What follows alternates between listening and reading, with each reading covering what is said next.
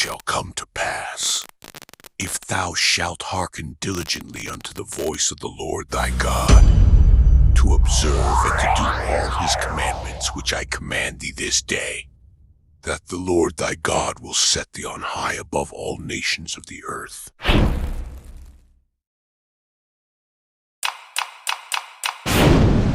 Deuteronomy 28:15-16. But it shall come to pass, if thou wilt not hearken unto the voice of the Lord thy God, to observe to do all his commandments and his statutes which I command thee this day, that all these curses shall come upon thee and overtake thee. Cursed shalt thou be in the city, and cursed shalt thou be in the field. Deuteronomy 28:43:4. The stranger that is within thee shall get up above thee very high, and thou shalt come down very low. He shall lend to thee, and thou shalt not lend to him. He shall be the head, and thou shalt be the tail. So what you know? We find out that China control the money flow in Jamaica, you know. And if China control the money flow in Jamaica, that means that the Chinese are doing more business than Jamaican people in Jamaica. I get to find out that the Chinese control the main business corridor in Kingston, in our capital. You know, that is very significant. So if China is controlling the money flow, that means China have a stake in what is happening in Jamaica. We suffer every day. Can you imagine? We have been here for centuries and we're still lagging around. If we to start a business in Jamaica, it's one of the hardest things to start a business. While the Chinaman come from China, come to Jamaica, start a business, none tax for 5 years. And by the time the 5 years come when he start pay tax, he making cousin and he never and he uncle come and him gone. So and listen, this have been happening for centuries. So this have nothing to do with PNP or JLP.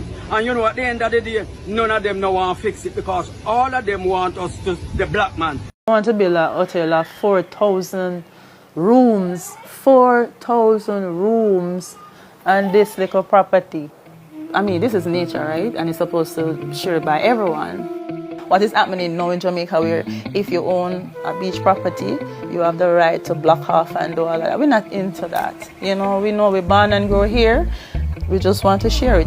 It was originally our beach. We were using all the beach. There was never a crowding issue at a beach. And now, through continued expansion, after expansion, we've always said what benefits Sandals benefits us.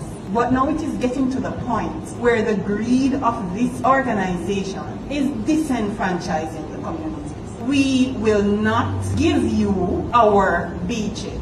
Look at it. Look at the size of Sandals Resort and the size on that map of what we have left. All that you see, continuing onwards, we had free access. I grew up accessing all the beach. Access.